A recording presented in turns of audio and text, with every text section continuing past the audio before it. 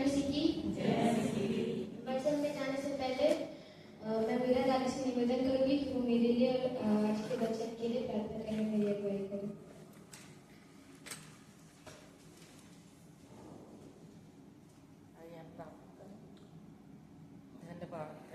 धन्यवाद देते पिता परमेश्वर आज के सुंदर संध्या के लिए प्रभु जी, कि आपने दिन भर हम सबको संभाला प्रभु जी, और ये समय दिया प्यारे पिता परमेश्वर के एक बार फिर प्यारे पिता परमेश्वर हम आपके नाम की महिमा करने, स्तुति करने के लिए, आपके वचनों को सुनने के लिए पिता यहाँ पर उपस्थित हुए प्यारे पिता परमेश्वर। प्यारे पिता परमेश्वर हम सबको आपने सुरक्षित और स्वस्थ रखा पिता, हम धन्यवाद देते हैं, विशेष धन्यवाद देते हैं बेटी अंजल के लिए प्रभु जी, कि आपने आज उसे इस स्थान पे खड़ा किया प्यारे पिता परमेश्वर। आप उसे शक्ति और सामर्थ दीजिए, बल दीजिए प्रभु, हर एक घबराहट बेचैनी से बचाइए प्रभु जी। और जो भी उसने प्यारे पिता परमेश्वर आज के वचन को तैयार किया प्यारे पिता परमेश्वर, वो हम सबके जीवन के लिए आशीष का कारण हो सके प्यारे पिता परमेश्वर, ऐसी मैं प्रार्थना करती हूँ। प्यारे पिता परमेश्वर आप दया करें और प्यारे पिता परमेश्वर उसे हिम्मत और बल दें। सारा आदर महिमा आपको दे, प्रार्थना यीशु के नाम से मांगते हैं। मैंने जो अभी गाना गाया था उसका नाम है विश्वास परखा जाएगा, तो उससे आप समझ ही सकते हैं कि मेरा टॉपिक जो है वो है विश्वास।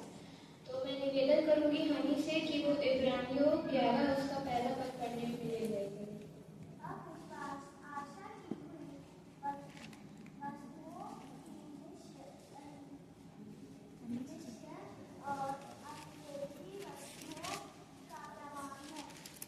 Thank you Honey.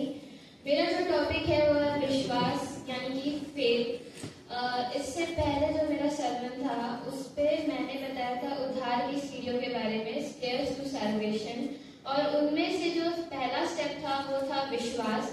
आज मैं उसको और कंटिन्यू करना चाहूंगी पर अलग तरीके से, मतलब उस समय उद्धार की सीढ़ियों के रिलेटेड से विश्वास था, पर आज मैं आपको विश्वास के बारे में बस बताऊंगी। विश्वास जो है जैसे कि यहाँ पे लिखा है, अब विश्वास आशा की हुई वस्तुओं का निश्चय और अनदेखी वस्तुओं का प्रमाण है।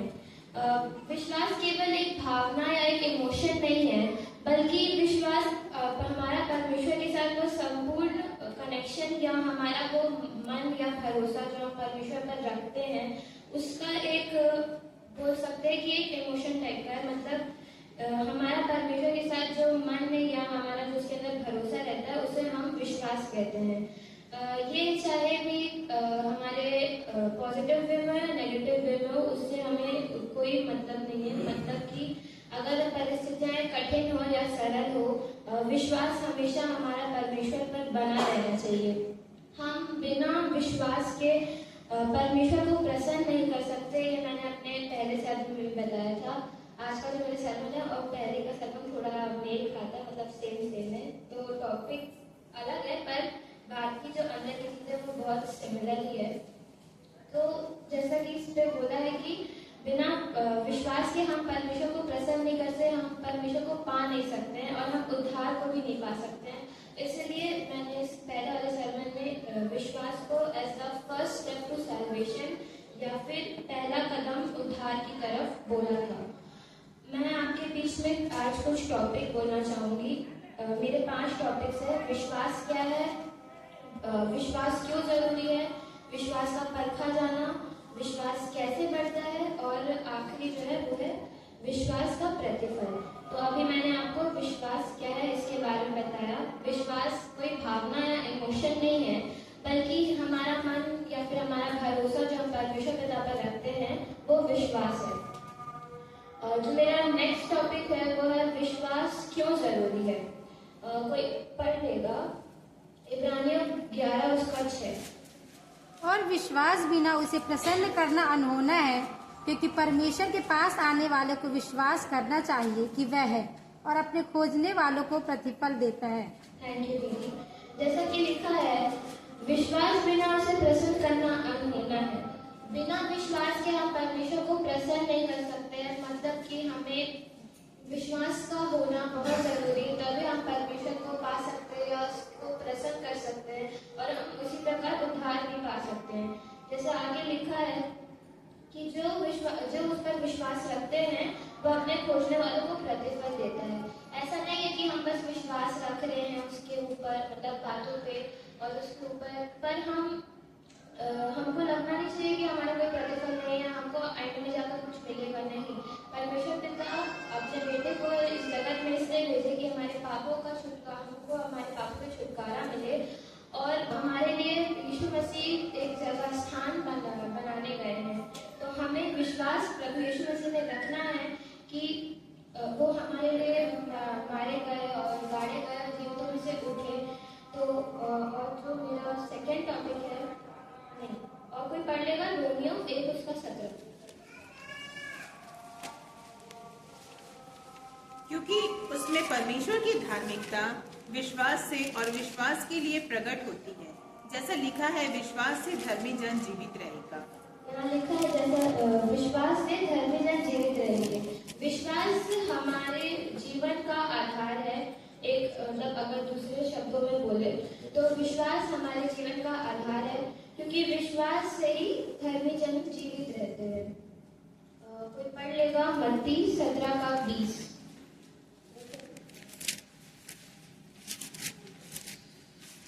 उसने मुझसे कहा, अपने विश्वास की घटी के कारण, क्योंकि मैं तुमसे सब कहता हूँ, यदि तुम्हारा विश्वास राई के दाने के बराबर भी होगा, तो इस पहाड़ से कह सकोगे, यहाँ से सरक कर वहाँ चला जा, तो वह चला जाए, और कोई बात तुम्हारे लिए असंभव न होगी। राई के दाने के बारे में हमको एड्रा बड़ी मम्मा ने भी पहले बताया है।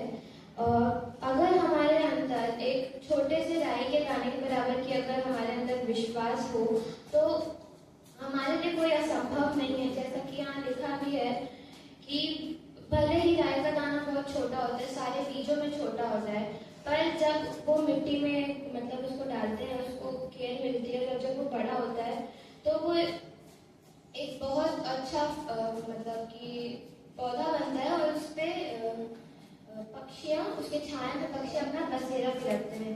जैसा कि इसमें लिखा है कि अगर हमारे अंदर एक राय के दाने जितना विश्वास हो तो हमारे लिए कुछ असंभव नहीं है। हम एक पहाड़ से भी कह सकते हैं कि वो अपनी प्लेस चेंज कर सकता है।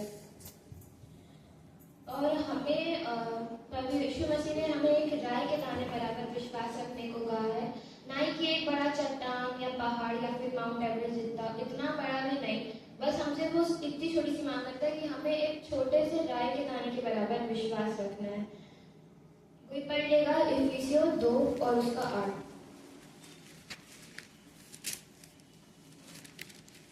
क्योंकि विश्वास के द्वारा अनुग्रह ही से तुम्हारा उद्धार हुआ है, और यह तुम्हारी ओर से नहीं वरन परमेश्वर का दान है।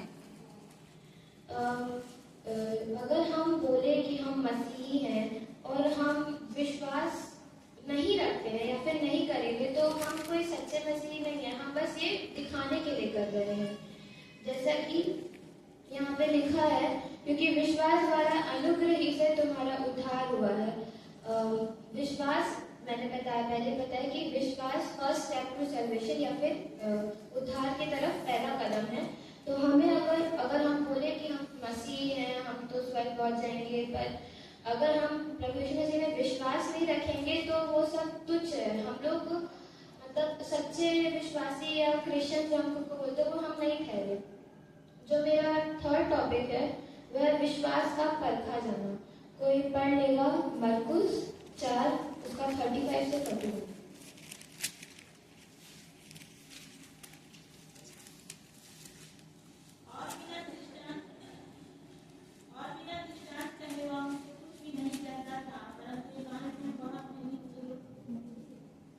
वह राई के दाने के समान है। उसी दिन जब सांझ हुई तो उसने चेलों से कहा, आओ हम पार चले, और वे भीड़ को छोड़कर जैसा वह था वैसा ही उसे नाव पर साथ ले चले, और उसके साथ और भी नावें थी। तब बड़ी आंधी आई और लहरें नाव पर यहाँ तक लगी कि वह पानी से भरी जाती थी, पर वह आप पिछले भाग में गद्दी पर सो रहा था। तब उन्होंने उसे जगाकर उससे कहा, हे गुरु, क्या तुझे चिंता नहीं कि हम नष्ट हुए जाते हैं? तब उसने उठकर आंधी को डांटा और पानी से कहा, शांत रह, थम जा। और आंधी थम गई और बड़ा चैन हो गया। और उनसे कहा, तुम क्यों डरते हो? क्या तुम्हें अब तक विश्वास नहीं? वे बहुत ही डर गए और आपस में बोले, यह कौन है कि आंधी और पानी भी उसकी आज्ञा मानते हैं।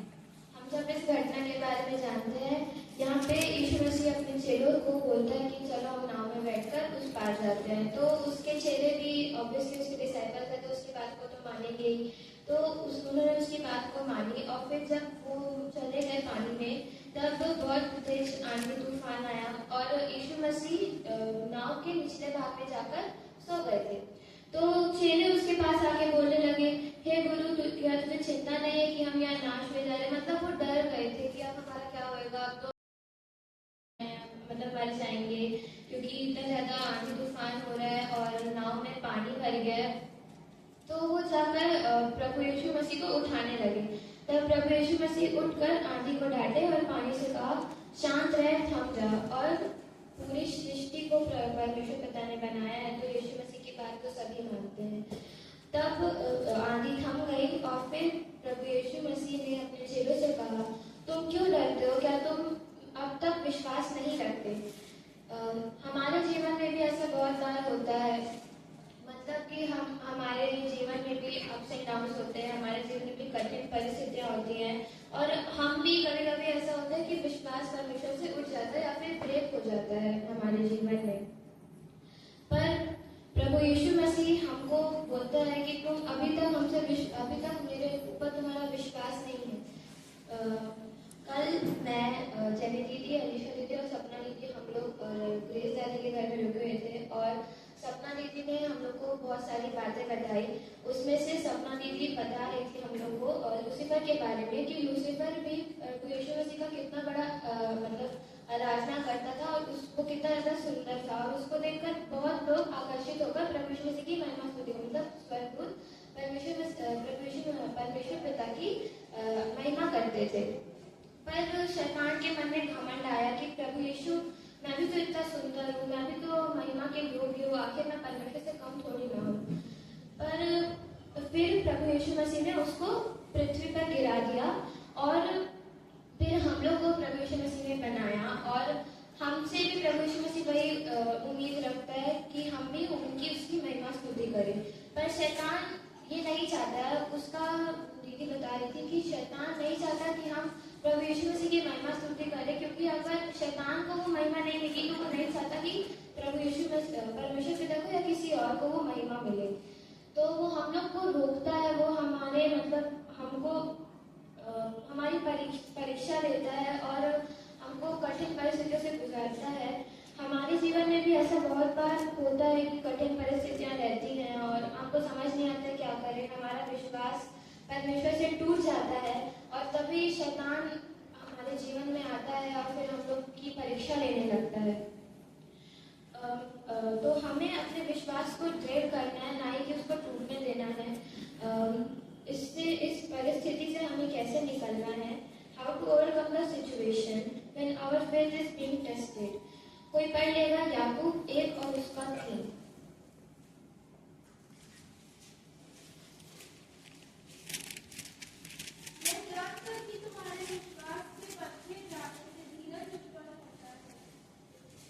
जैसे कि यहाँ पे लिखा है कि हमारे विश्वास के परखे जाने से धीरज उत्पन्न होता है। मतलब जब भी हमारा विश्वास की परीक्षा शैतान करता है, हमें अपने जीवन में धीरज को उत्पन्न करना है, ना ही कि हमें डरना है या घबराना है। हमें धीरज से काम लेना है, हमें परमेश्वर से प्रार्थना करनी है, उनसे पूछना है कि हमको आगे क्या करना चाहिए, क्योंकि लिखा ही है कि हमें छोटे से राई के दाने के बराबर विश्वास रखना है। परमेश्वर पिता तो इतने महान है, उन्होंने तो पूरे यूनिवर्स एंड इतने सारे सोलर सिस्टम्स को बनाया है। अगर इतने सारे यूनिवर्स मेगावर्स के सामने हम एक छोटे से राई के दाने को रखेंगे तो बहुत बड़ा डिफरेंस आता है। मतलब अगर अभी हमारे सामने रखेंगे तो हम बहुत ज़्यादा मतलब 10,000 या बिलियन से बड़े होंगे, हमारे सेल्स भी उससे उतने मतलब कुछ बड़े होंगे या छोटे होंगे। तो हमें बस परमेश्वर मसीह यही चाहता है कि हमें छोटे से राई के दाने के बराबर विश्वास रखे। हमें उस विश्वास को टूटने नहीं देना है या हमें घबराना नहीं है, बल्कि हमें धीरज से काम लेना है। जो मेरा 4th पॉइंट है वो है हमें अपने विश्वास को कैसे बढ़ाना है। कोई पढ़ लेगा रोमियो 10 और उसका 17। विश्वास सुनने से और सुनना मसीह के वचन से। हमें सबसे पहला जो पॉइंट है कि हम अपना विश्वास कैसे बढ़ा सकते हैं वो है वचन सुनने से। हमें वचन सुनना है, वचन पढ़ना है, प्रभु यीशु मसीह से प्रार्थना करना है कि अगर हमारे जीवन में कठिन परिस्थितियां और हमारा विश्वास हमको लग रहा है कि टूट रहा है, तो हमें प्रभु यीशु मसीह से प्रार्थना करनी है, हमें प्रभु यीशु मसीह के वचनों को पढ़ना है। तब हमारा जो विश्वास है वो मजबूत हो जाता है और बढ़ता है। कोई पढ़ लेगा मत्ती 7 और उसका 24।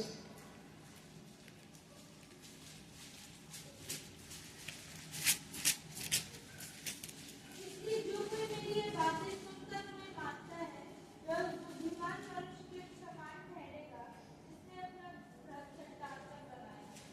हम सब बच्चे जानते हैं, सभी जानते हैं कि चट्टान पर बुद्धिमान ने अपना घर बनाया। यहाँ पे जैसा कि लिखा है कि जो मेरी बातों को सुनता है और उन पर चलता है। हमें प्रभु यीशु मसीह की बातों को सुनना भी है और उन पर चलना भी है। अगर दूसरे शब्द में बोले तो आज्ञाकारिता, हमको आज्ञाकार बनना है, प्रभु यीशु मसीह की बातों को सुनना है, उनकी बातों पर चलना है, तभी हम अपने विश्वास को और दृढ़ कर सकते हैं। मेरे इसके पहले सर्मन में उद्धार की सीढ़ियाँ, उनमें भी जो आखिरी स्टेप था वो था आज्ञाकारिता। अगर हमारे जीवन में आज्ञाकारिता नहीं रहेगी तो हमारे जीवन में विश्वास का भी कोई काम नहीं रहेगा। हमें जो मैं सबने बताई थी, हमें उद्धार की सीढ़ियाँ जो 5 स्टेप्स हैं उनको एक एक करके आगे जाना है, ना ही कि कोई भी ऑर्डर में। पहला है विश्वास, दूसरा पश्चाताप, तीसरा अंगीकार, चौथा बपतिस्मा और 5वां आज्ञाकारिता। हमें विश्वास, अगर हमें अपने विश्वास को दृढ़ करना है तो हमें आज्ञाकार भी बनना है, ना ही सिर्फ परमेश्वर पिता से बल्कि अपने बड़ों से, अपने माता पिता से और सभी जितने बड़े हैं हमें सबसे आज्ञाकारिता बनाए रखना है। कोई पढ़ लेगा मत्ती 14 उसका 25 से 30।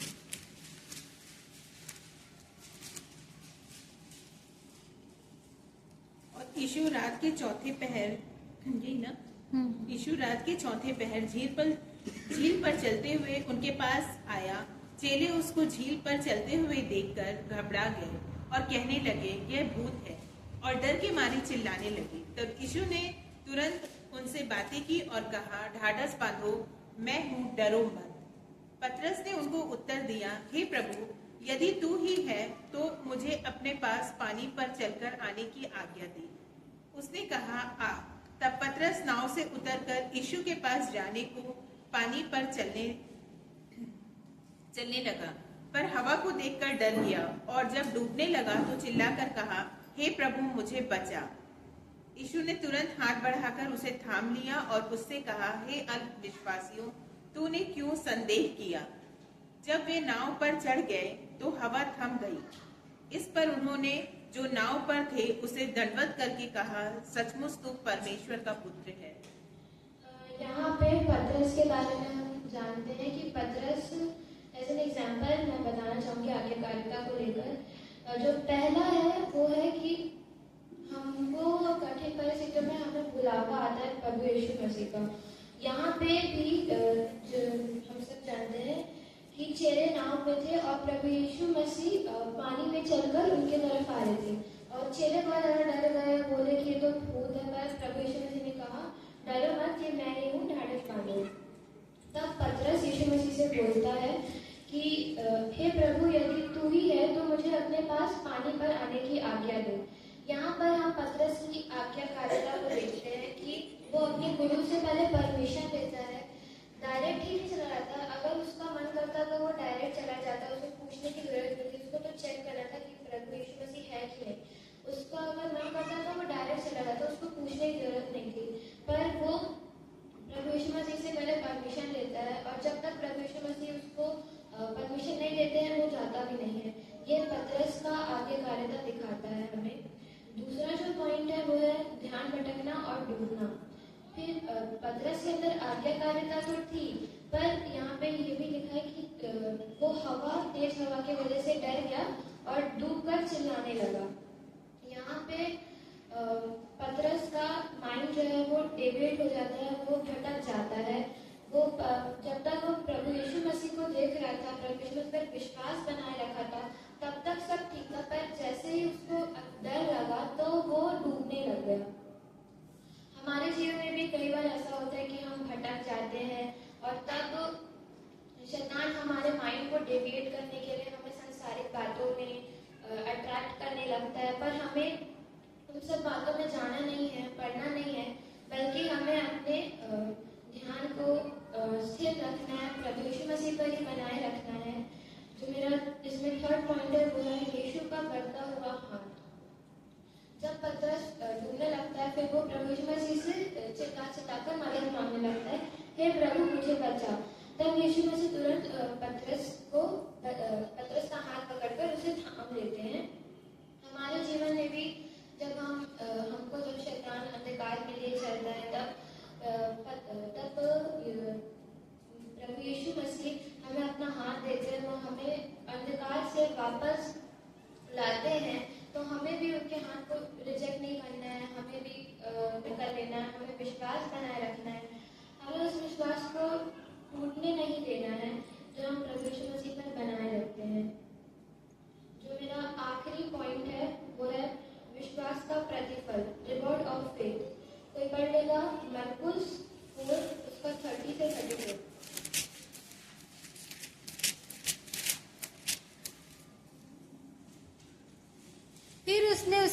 फिर उसने कहा, हम परमेश्वर के राज्य की उपमा किससे दें और किस दृष्टांत से उसका वर्णन करें। वह राई के दाने के समान है। जब भूमि में बोया जाता है तो भूमि के सब बीजों से छोटा होता है, परंतु जब बोया गया तो उगकर सब सागपात से बड़ा हो जाता है और उसकी ऐसी बड़ी डालियां निकलती हैं कि आकाश के पक्षी उसकी छाया में बसेरा कर सकते हैं। वह उन्हें इस प्रकार के बहुत से दृष्टांत दे देकर उनकी समझ के अनुसार वचन सुनाता था और बिना दृष्टांत कहे वह उनसे कुछ भी नहीं कहता था, परंतु एकांत में वह अपने निज चेलों को सब बातों का अर्थ बताता था। थैंक यू दीदी। यहाँ पे हम पाते हैं कि राय के दाने के बारे में फिर से यहाँ पे हमें एक राय के दाने के बराबर विश्वास रखना है।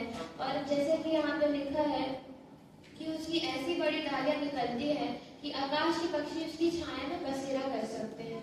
मतलब कि वो सबसे छोटा दाना रहता है अगर सारे बीजों में देखें, पर वो इतना ज्यादा फलवंत होता है कि उसकी डालियां इतनी बड़ी रहती है कि आकाश के पक्षी उसकी छाया के नीचे बसेरा कर सकते हैं। हमारे जीवन में भी हमें ये नहीं सोचना है कि हम विश्वास रखने पर हमें रिवॉर्ड नहीं मिलेगा, ये गलत है। हमें विश्वास पूरे संपूर्ण मन से प्रभु यीशु मसीह में रखना है और हमें उसका रिवॉर्ड कहीं ना कहीं तो मिल ही जाएगा, कभी ना कभी तो मिल ही जाएगा। मदर टेरेसा के मृत्यु के पश्चात उनके कुछ पत्र मिले थे। उनमें से एक पत्र में लिखा था, विश्वास के साथ जीना और फिर भी विश्वास ना करना। हम मसीहों के जीवन में भी ये सेंटेंस या कोट बहुत अच्छे से मिलता है। हम विश्वास तो इस बात पे करते हैं या स्टेटमेंट पे करते हैं कि प्रभु यीशु मसीह इस जगत में आया, हमारे लिए वो क्रूस में चढ़ा, उसने लहू बहाया, फिर तीसरे दिन जी उठे। पर आप प्रभु यीशु मसीह में विश्वास नहीं करते हैं। हम इस बात में बहुत अच्छे से विश्वास करेंगे कि हाँ प्रभु यीशु मसीह आया, हम प्रार्थना करेंगे, हम उस पर भी विश्वास करेंगे, पर हम प्रभु यीशु मसीह पे विश्वास नहीं करते हैं। एक कहानी है, उसमें एक गांव रहता है और उस गांव में बहुत सालों से बारिश नहीं होती है। वहाँ पे वाटर सोर्सेस तो रहते हैं पर वो सब सूख जाते हैं। तो वहाँ सब गांव के जितने भी लोग थे वो सब ऐसा प्लान बनाते हैं कि हम अपने अपने देवता अपने अपने परमेश्वर से प्रार्थना करेंगे कि यहाँ बारिश गिराए, और सब फिर अपने अपने जगह जाते हैं। उनमें से एक बच्चा मंदिर के बाहर जो लोग प्रार्थना कर रहे थे अपने देवता अपने परमेश्वर से, वो वहाँ एक छतरी लेकर जाता है। लोग सोचते हैं कि उसको गर्मी लग रही होगी या धूप बहुत तेज है, इसलिए वो अपने साथ छतरी लेकर आए छाया के लिए। पर जब उससे पूछा जाता है तो वो बोलता है कि मैं ये छतरी इसलिए लेकर आया हूँ क्योंकि इतने सारे लोग मिलकर यहाँ प्रार्थना कर रहे हैं कि बारिश होए। तो इतने सारे लोगों की प्रार्थना तो ऑफकोर्स शायद से भगवान या देवता जो भी है हमारे, वो सुन ही सकते हैं। तो वो इस थॉट से आता है कि बारिश होएगी और फिर मैं अपना छतरी खोलूंगा। फिर वो बाकी सबसे पूछता है कि आप सभी अपनी छतरी ले हुए क्यों हैं। तब लोगों को समझ में आता है कि हम इस बात पे तो विश्वास करते हैं कि हमारे जो भगवान है, हमारे जो देवता है, वो हमारे लिए पानी गिरा देंगे, पानी गिराएंगे। हम प्रार्थना करें पर हमें वो कंफर्म नहीं है कि होएगा कि नहीं होगा। वो वेल प्रिपेयर्ड आया था छतरी के साथ कि अगर बारिश होगी तो मैं भीगूंगा नहीं, पर मैं प्रार्थना भी करने आया हूँ, मैं विश्वास भी रखता हूँ और मैं वेल प्रिपेयर्ड भी आया हूँ। हमें भी वेल प्रिपेयर्ड रहना है। हमें नहीं पता कि कब प्रभु यीशु मसीह फिर वापस लौटेंगे, उनका द्वितीय आगमन होएगा और वो कब हम सभी को अपने साथ ले जाएंगे। तो आज मैंने आप सभी को विश्वास के बारे में बताया। मैंने आपको 5 चीजें बताई। विश्वास क्या है, विश्वास का परखा जाना, विश्वास क्यों जरूरी है, विश्वास कैसे बढ़ता है और विश्वास का क्या प्रतिफल है। मैं धन्यवाद देती पिता परमेश्वर को कि मेरे को वचन बोलने का एक अवसर मिला और मैं पास्टर